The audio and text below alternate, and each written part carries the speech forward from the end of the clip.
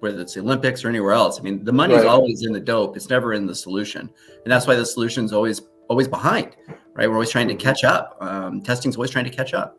And so, I think the challenge is, for here is it would not be hard for the four of us to, and for probably for hundreds of dollars, put together a GPT-based survey bot. And so, which is a little bit terrifying. So yeah, I think it's gonna be a big problem. By some measures, up to 30% of sample that comes through the traditional panel supply is bad, is bullshit, is bots. It just is. So and that's being dealt with through the existing solutions that we have around panel quality. But the real opportunity, I think, is to change the paradigm of the research process. If we can engage real humans in real conversations in real time, then it won't be so easy to spoof these things, right? A survey is pretty easy to spoof, just like a click farm. It's easy. It's easy to do. Conversation's different. And so I would argue that we have an engagement problem. We don't have a supply problem. We have an engagement problem.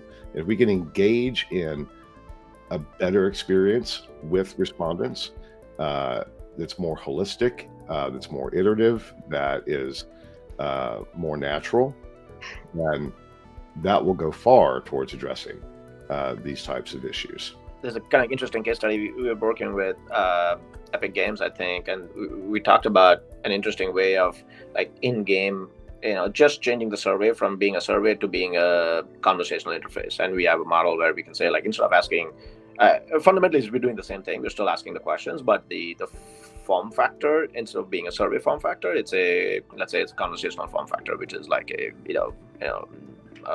question answer through that process. And we all thought that would have that, and then it did yield better kind of engagement and response rates, literally, right? Because just the form factor, literally the on back end didn't change, the research model didn't change, we still did max diff and all that stuff, but the form factor that we used was, as opposed to like click click click, it's ask response,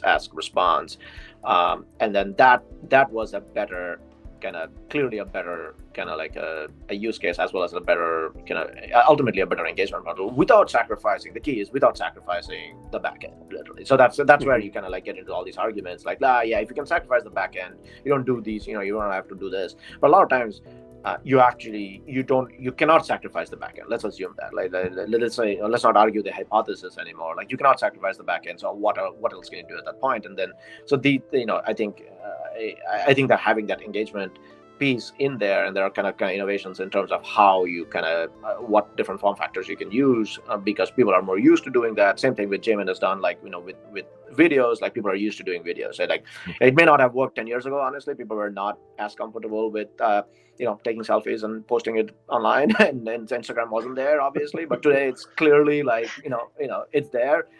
So there's also like the social aspect to it, really. So you can do that. So yeah, so those are kind of like, random thoughts, at least.